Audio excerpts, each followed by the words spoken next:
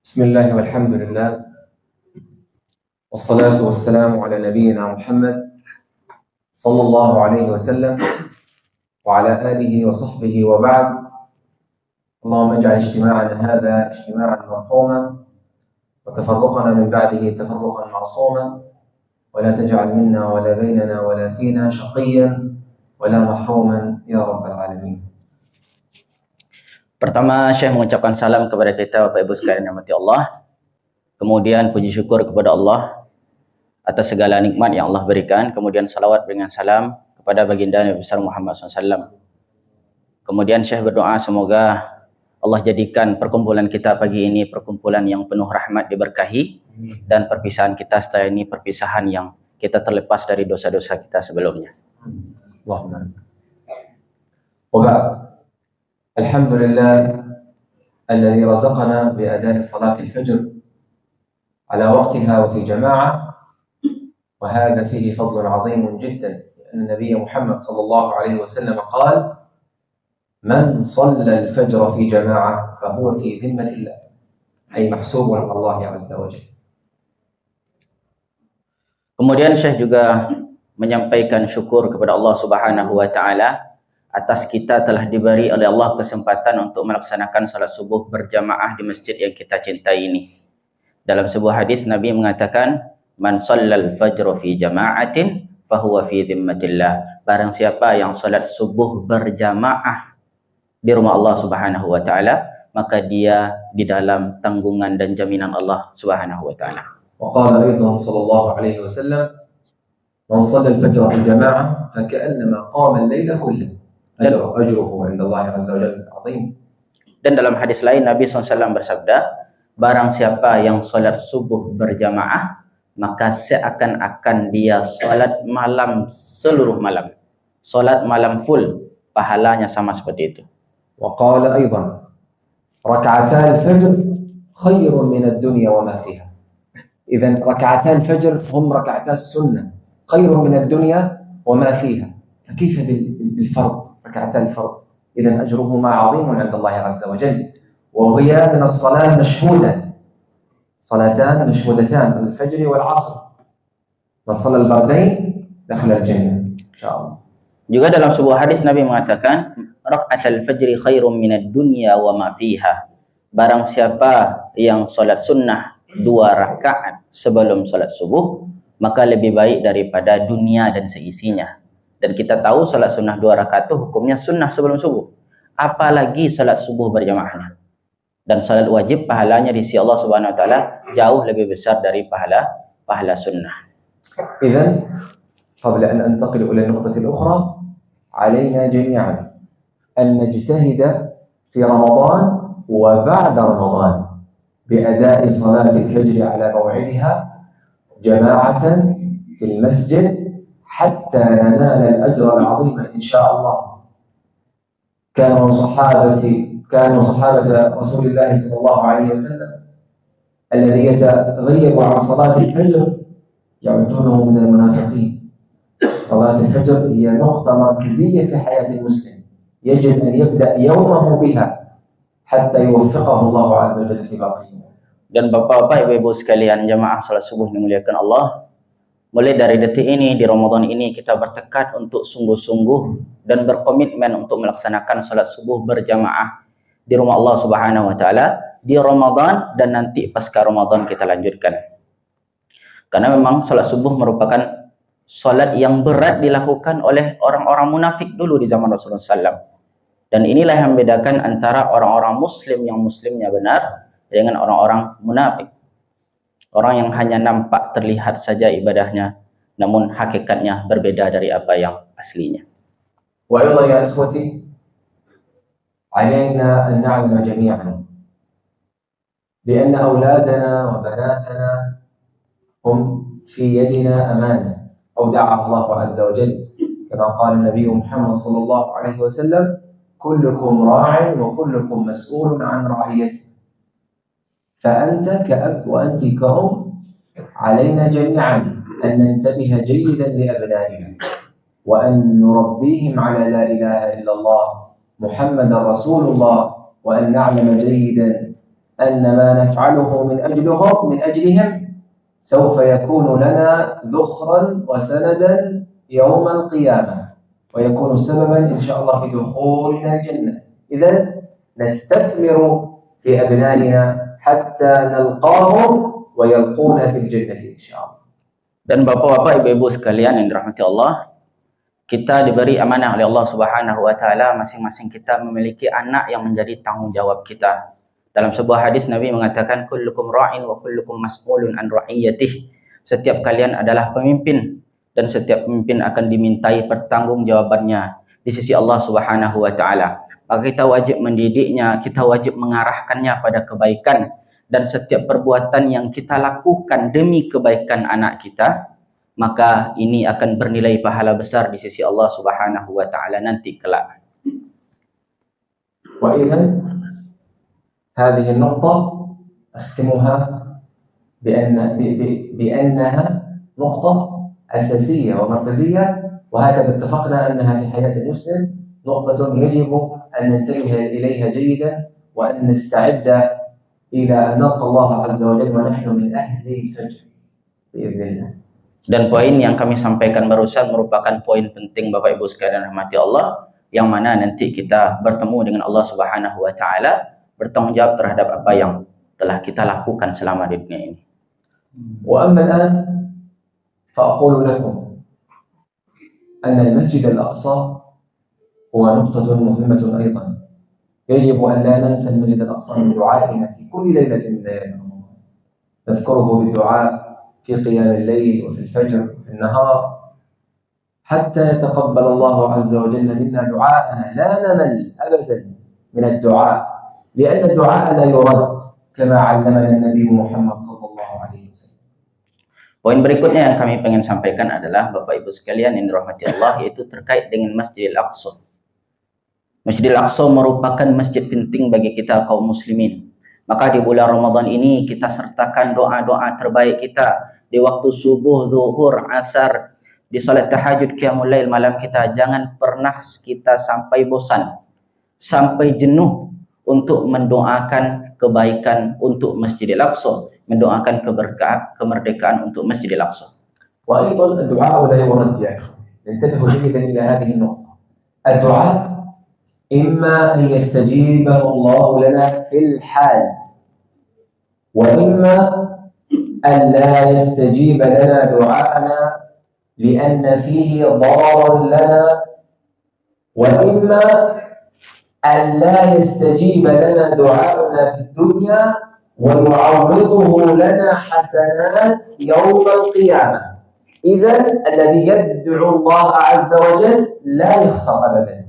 لا هناك خسارة في الدعاء أو طلب الإنسان يطلب طلبا أو الدعاء من الله عز وجل، ليس هنالك خسارة أبدا. فلا تبخلوا على أنفسكم وعلى إخوانكم في فلسطين وفي غير فلسطين في العالم الإسلامي جميعا من الدعاء، لأننا بحاجة ماسة أن ندعو الله إلى بعضنا البعض. Bapak Ibu kaum muslimin jamaah yang dimuliakan Allah, bahwasannya doa orang-orang beriman tidak akan pernah ditolak oleh Allah Subhanahu wa taala. Doa orang beriman pasti dikabulkan oleh Allah Subhanahu wa taala. Boleh jadi Allah kabulkan langsung saat itu. Boleh jadi Allah tunda karena ada mudarat yang bisa terjadi kalau seandainya dikabulkan. Boleh jadi nanti Allah kabulkan di akhirat kelak ketika kita bertemu dengan Allah Subhanahu wa taala. Maka ketika kita berdoa kepada Allah Subhanahu wa taala, optimislah, yakinlah bahwasannya doa kita akan dikabulkan oleh Allah Subhanahu wa taala dengan jalan terbaik. Maka oleh karenanya kita senantiasa mendoakan saudara-saudara kita yang ada di bumi Palestina dan saudara-saudara kita muslim lainnya yang berada di berbagai negara di seluruh dunia. Dan ini merupakan bagian dari ibadah ketaatan kita kepada Allah Subhanahu wa taala. لماذا نتكلم عن المسجد الأقصى؟ هذا المسجد العظيم عند الله عز وجل لأنه هو مصر النبي محمد صلى الله عليه وسلم كما قال الله عز وجل في سورة الإسراء في آية رقم 1 سبحان الذي أسرى بعبده ليلا من المسجد الحرام إلى المسجد الأقصى الذي باركنا حوله لنريه من آياتنا إنه هو السميع البصير. هذا المسجد هو مسرى نبينا، أسأل الله أن يجمعنا فيه عن قريب ونصلي بساعات. Kenapa kita berbicara tentang Masjidil Aqsa, Bapak Ibu yang dimuliakan Allah? Karena Masjidil Aqsa merupakan masran Nabi sallallahu alaihi wasallam, tempat Isra dan Mi'rajnya Nabi sallallahu alaihi wasallam.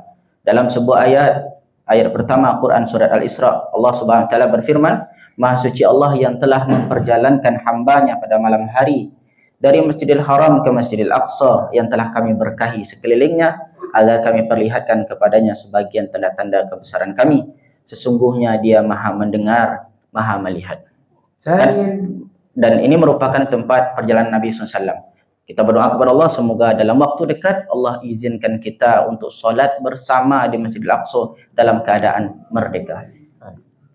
ثانيا هو قبلة المسلمين الأولى التي صلى إليها النبي محمد صلى الله عليه وسلم ما يقارب 16 أو 17 شهرا، ثم تحولت القبلة إلى مكة المكرمة، فهو إذن الذي يصلى اتجاهه إذن هو مسجد عظيم، فهو قبلة المسلمين الأولى.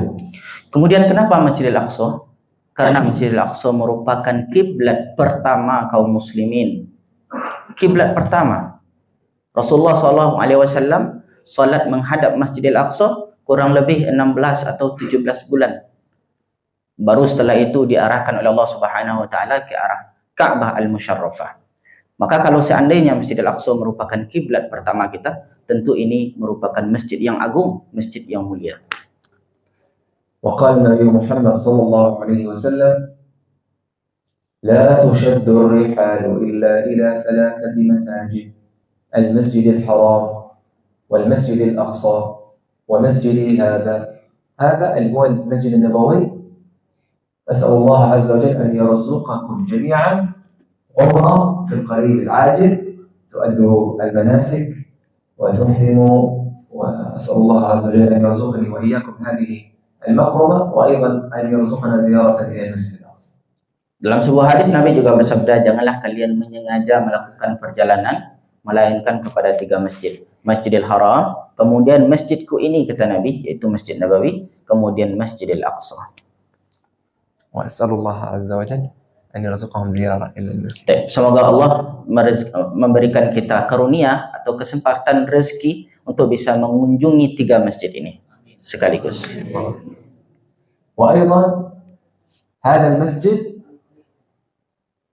كلما كان المسجد الأقصى تحت ملك المسلمين يكون المسلمون في موطن قوة، وكلما ابتعد المسجد الأقصى عن حياتنا وليس في ملكنا نكون في موطن ضعف.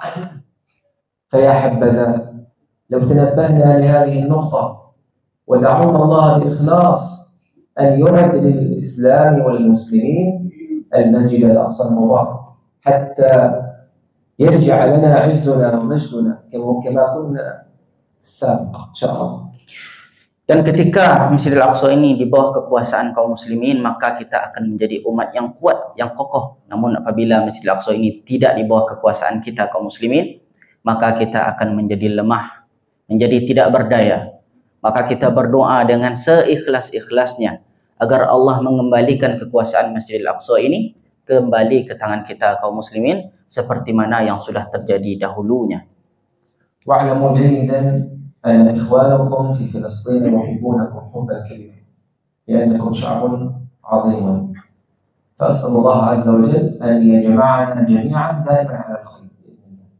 Dan kami menyampaikan pesan saudara-saudara kita di Palestina, bahwasanya saudara-saudara kita di Palestina sangat mencintai kalian, wahai masyarakat-masyarakat Indonesia, karena mereka sangat tahu kalian merupakan masyarakat-masyarakat yang baik, masyarakat-masyarakat yang ramah, yang saling mencintai antar sesama kaum muslimin, dan semoga kalian selalu berada dalam kebaikan. إخواني اعلموا جيدا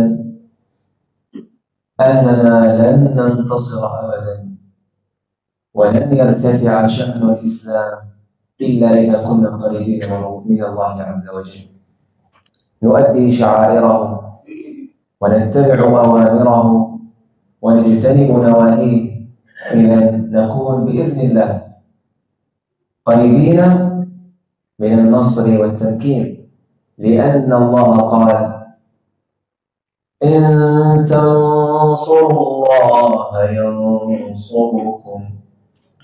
Dan saudaraku, ketahuilah kita tidak akan pernah menang melainkan kita mendekatkan diri kepada Allah Subhanahu wa taala. Dekat dengan sebenar-benarnya dekat, menegakkan syiar-syiar Allah, mematuhi perintahnya, menjauhi larangan-larangannya. Dalam Al-Quran Allah berfirman, jika engkau menolong agama Allah, maka Allah pasti akan menolong kalian. ولدينا يا أحبتي إخوة يجب أن لا ننساهم من دعائنا بأن يشافيهم الله عز وجل من مرضهم وأن يطعمهم وأن يؤمن قلوبهم وأن يكرمهم بنصر قريب. هم تألموا وعطشوا وهم جوعى، فأسأل الله عز وجل أن يعوضهم خيرا لأنهم يدافعون عن المسجد الأقصى، فأسأل الله أن يبارك فيهم وفي أبنائهم وفي بلدهم وأن يكرمهم بنصرهم على أعدائهم. Dan kita berdoa kepada Allah kaum muslimin, Bapak Ibu sekalian rahmati Allah, agar Allah beri kesembuhan kepada saudara-saudara kita yang sakit di bumi Palestina. Allah beri mereka makan, mengenyangkan mereka. Allah beri mereka kebaikan-kebaikan yang lain, karena apa yang mereka lakukan adalah membela masjid kita, membela tanah air kita bersama, yaitu tanah Palestina. Jazakumullahu khairan wa adama alaikum ni'matal amni wal amani fi biladikum wa akramakumullahu azza wa jalla bil qurbi minhu wa alla nalqa Allah azza wa jalla illa wa qad ghafara dhanbana wa akramana bi tawbatin nasuh qabla an namut. Dan Allah selalu berikan rasa aman kepada saudara-saudara kita di Palestina, dan khususnya bagi kita yang sekarang berada di Indonesia juga, Allah selalu pertahankan rasa aman yang selama ini kita rasakan, sehingga kita bisa selalu senantiasa mendoakan kebaikan untuk saudara-saudara muslim kita yang lainnya. وفي الختام أقول لكم تعلموا كتاب ربكم وافهموه واحفظوه واقرؤوه وتدبروه، لأن النصر والتمكين لا يكون إلا بفهم كتاب الله. نفهم كتاب الله بإذن الله يكون كل شيء علينا سهل بإذن الله عز وجل. Dan terakhir penutupan kami sampaikan kepada kita Bapak Ibu sekalian rahmati Allah, berinteraksilah dengan kitab Allah, dengan Al-Quranul Karim, memahaminya, membacanya, mentadaburinya, mengamalkannya, karena kemenangan tidak akan datang melainkan dengan pemahaman yang baik terhadap Al-Quran kitab Allah Subhanahu wa taala. Jazakumullahu khairan. Ana sa'idun jiddan biwujudi bainakum. Uhibbukum fillah jami'an. Akramakumullah. La tansuni min du'aikum wa la nansakum min du'ai wa narakum da'iman ala khairin bi'idznillah. Jazakumullahu khair. Semoga Allah memberikan balasan kebaikan untuk kita bersama. Aku sangat bahagia berada di hadapan Bapak Ibu sekalian yang dirahmati Allah. Semoga Allah senantiasa memberikan keberkahan dan kebaikan kepada kita bersama. Dan jangan lupa doakan kami selalu untuk bisa memperjuangkan kebaikan untuk saudara-saudara di Palestina. Jazakumullahu khairan. Wassalamualaikum warahmatullahi wabarakatuh. Waalaikumsalam warahmatullahi